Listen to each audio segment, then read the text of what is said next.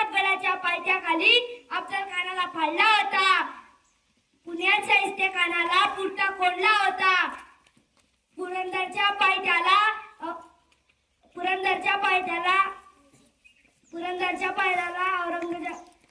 आग्र्याला जाऊन खुद्द औरंगजेबाला विडला होता. महाराष्ट्राच्या या मातीत युग पुरुष शिवराजा घडला होता. महाराष्ट्राच्या या मातीत युग पुरुष शिवराजा घडला होता. किती घटना, किती प्रसंग, आज नुसते ऐकले अंगाला काटा उभा राहतो. असे युग पुरुष माझे राजे छत्रपती शिवाजी महाराज. 19 फेब्रुवारी 1630 रोजी सकाळच्या मंगल शिवनेरीवर तेजस्वी तारा चमकला. तो म्हणजे माझा शिवबा. वेरूळचे भोसले घराणे असे शूरवीरच अशा शहाजीराजे भोसले, सिंदेगडच्या जाधव घराण्याची मुलगी जिजाबाई अशा ऊर्ध्ववान आई वडिलांच्या पोटी शिवबा रूपी रत्न जन्माला आले.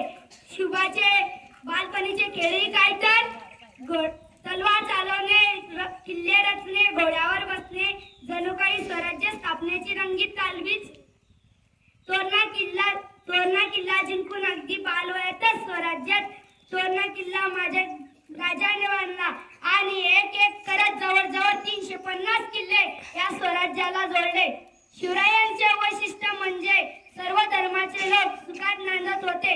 रयत ही खरोखर सुखी होती म्हणून आपोआप तोंडून शब्द बाहेर पडतात. दिला वचन माय साहेबा वचन पूर्ण करी. दिला वचन माय साहेबा वचन पूर्ण करी.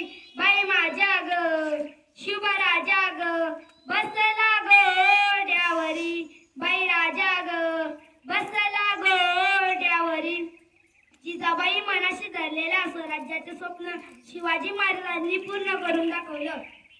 आयुष्यभर त्यांना दगदग सहन करावी लागली.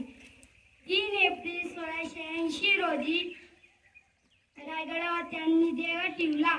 जाता जाता शेवटी एवढेच म्हणेल, अरे हजार असतील धर्म, लाख असतील जाती, अरे हजार असतील धर्म,